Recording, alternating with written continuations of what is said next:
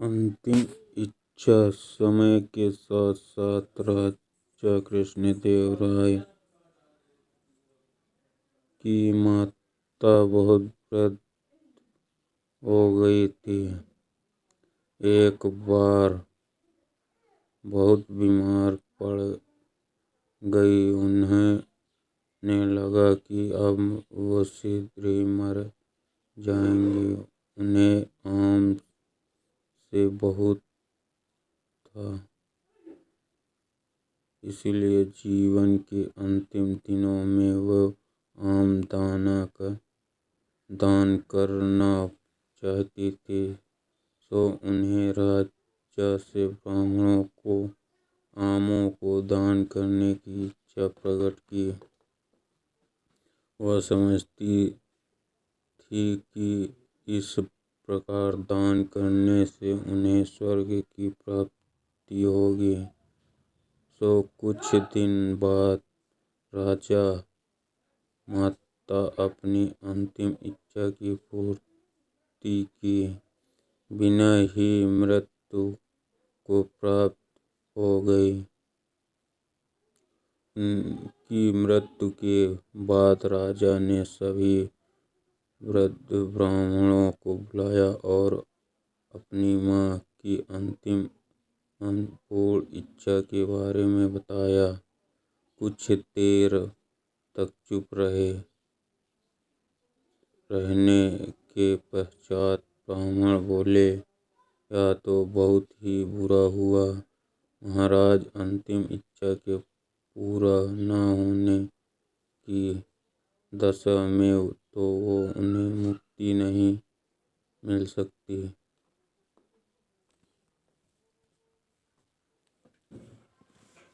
वे प्रारब्ध योनि में भटकती रहेंगी।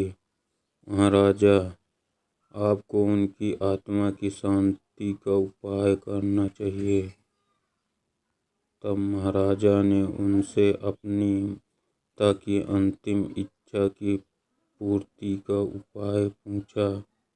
ब्राह्मण बोले, उनकी अंतिम आत्मा की शांति के लिए आपको की पुष्पतिथि पर सोने के आम का दान करना पड़ेगा। अतः राजा ने मां की पुष्पतिथि पर कुछ ब्राह्मणों को भोजन के लिए बुलाया और को सोने से बने आम दानों में दिए।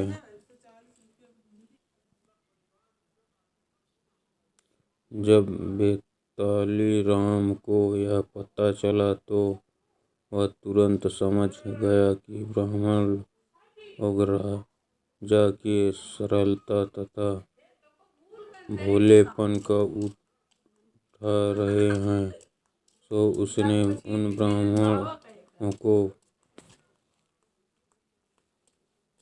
पाठ पढ़ने की एक योजना बनाई। अगले दिन तेनालीराम ने ब्राह्मणों को निमंत्रण पत्र भेजा। उसमें लिखा था कि तेनालीराम भी अपनी माता की पुष्पतिथि पर दान करना चाहता है, क्योंकि वह भी अपनी एक अधूरी इच्छा लेकर मरी थी।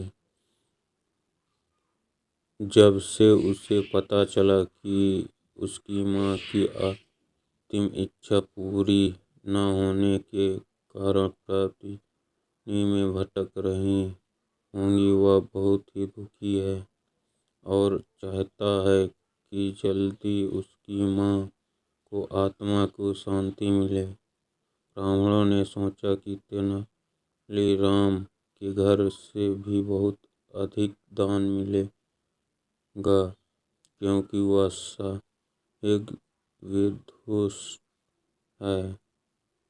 सभी ब्राह्मण इस दिन तेनालीराम के घर पहुंच गए। ब्राह्मणों को स्वादिष्ट भोजन परोसा गया।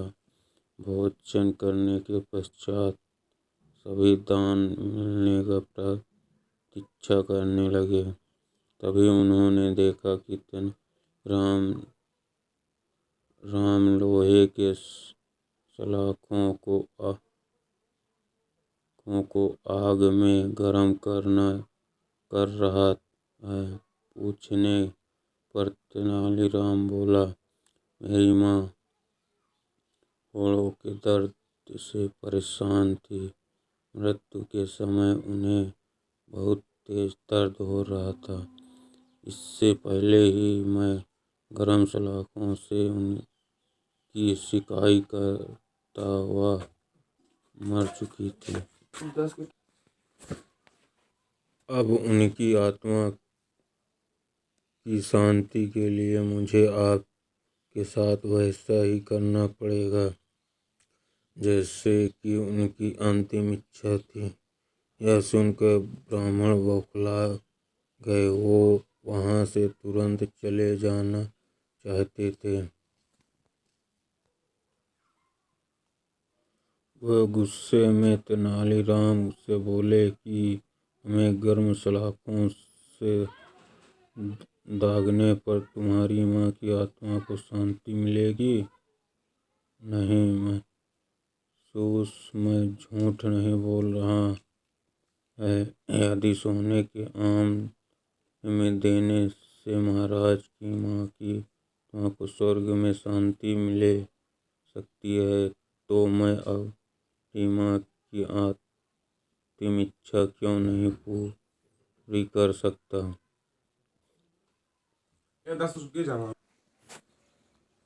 यह सुनते ही सभी ब्राह्मण समझ गए कि तेनालीराम क्या करना चाहता है। वह बोले, तेनालीराम को हमेशा क्षमा करो।